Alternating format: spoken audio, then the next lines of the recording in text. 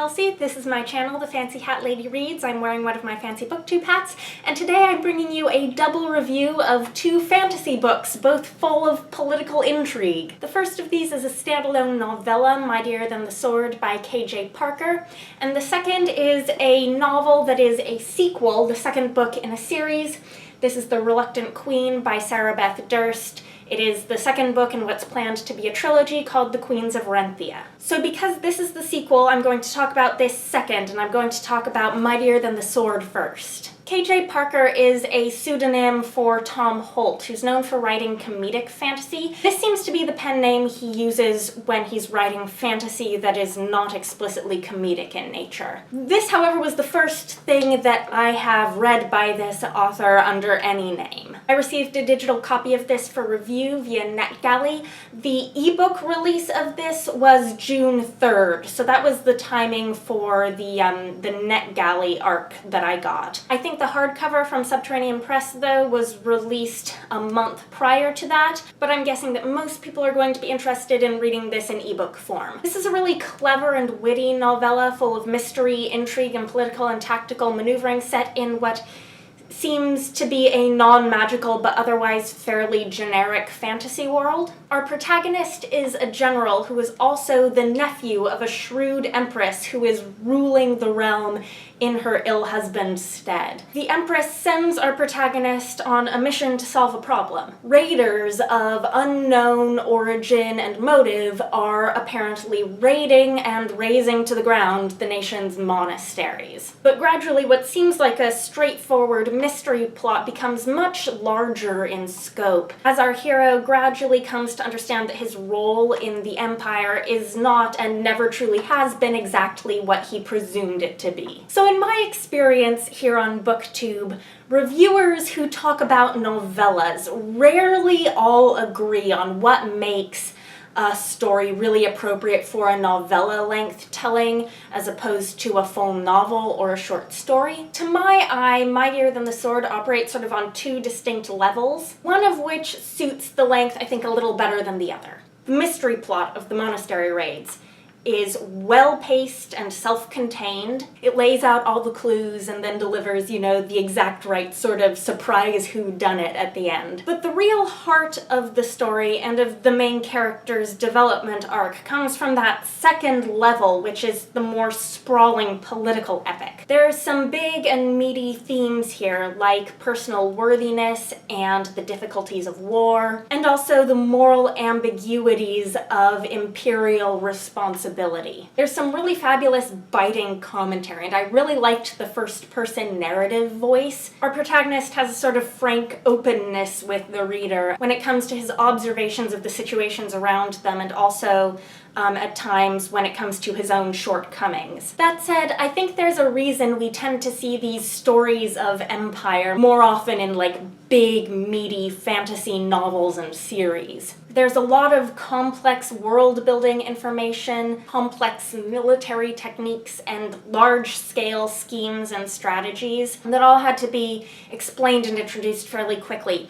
And I struggled to keep up with some of that a bit, to absorb and retain all that information as quickly as I felt like I needed to. I also found myself wanting a little bit of a larger payoff from the framing device. The story is introduced through this brief scholarly preface as a document that's been translated from a near-forgotten language from a long-ago civilization. It put me in mind of The Princess Bride a bit, but that's an extremely high caliber of meta fantasy storytelling for anything to live up to. If you don't know, I absolutely adore The Princess Bride and the way that framing device works in that book. The aim of this framing device seems to be to tie together the theme of scholarship and the monasteries and the importance of recorded history by making this story itself a piece of recorded history. But that seemed pretty obvious from me, and I was sort of looking for another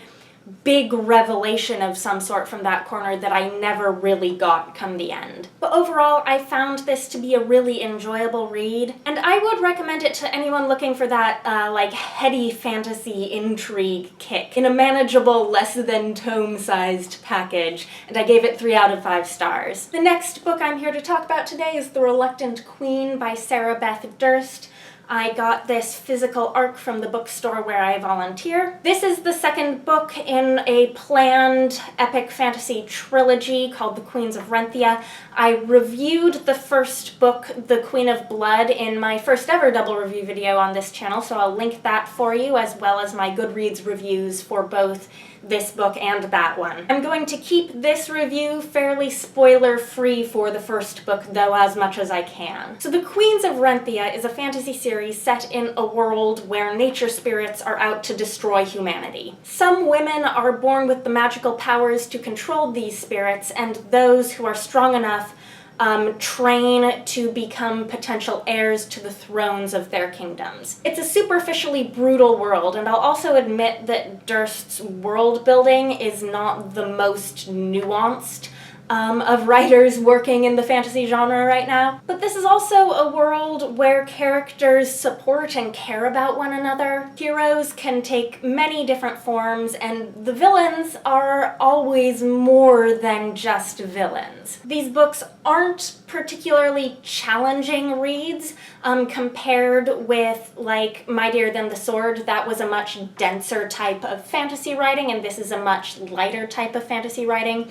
But there's a lot that I really like in this series. The strength of these books lies unquestionably in their relatable female protagonists. While The Queen of Blood gave us Delena, a girl with a small amount of power and big goals, in this book we're introduced to a new protagonist, Naelyn. Naelyn is a mother of 2 children in a failing marriage, and she doesn't want her power to take her away from her children, but she ends up getting dragged into training to become an heir anyways. My main criticism of the first book had to do with the pace at which we learned certain bits of critical information about the process of training to become a candidate and then an heir and then a queen. It's a very complex process in this world, and I wanted to know more of it sooner in order to understand Delena's goals. But if you've made it to book 2, then all of that structure is already in place. My main concern going into this book was that it was going to have a repetitive plot. Like, look, here's a new character training to become an heir, just like the last one. Fortunately, I found that not to be the case. The plot in this book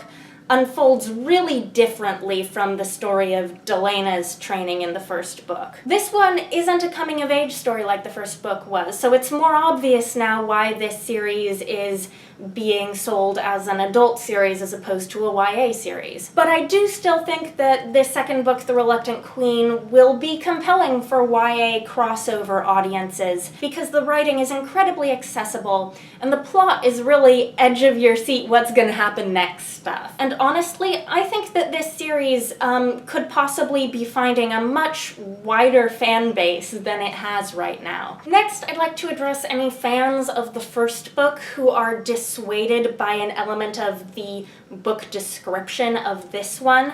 The book description of this one explicitly states that the protagonist of the first book, Delena, is dying. Without any spoilers, to those of you who are disappointed by that, I still suggest that you give this second book a chance. I will assure you that Delena is still a major point of view character throughout the entirety of this second book. Not to mention her sister Erin gets some great character development as well, with a bit of an empowering twist that was a really great surprise for me. As to where this series as a whole may be going, I'll admit that given that this is planned to be a trilogy, and it's called The Queens of Renthia, I'm a little surprised that the first 2 books have centered almost entirely around and taken place entirely within the one Renthian kingdom of Arate. In this book, the neighboring kingdom of Samo is now a major part of the plot, but we still know next to nothing about the other 3 kingdoms on the map of the region. So personally, I'd love to see this trilogy get expanded into a longer series with chances to get to know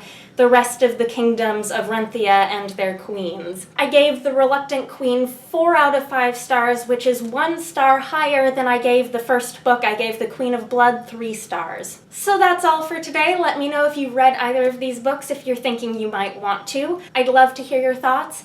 Anyhow, I hope you're having a nice day. That is all. Bye for now.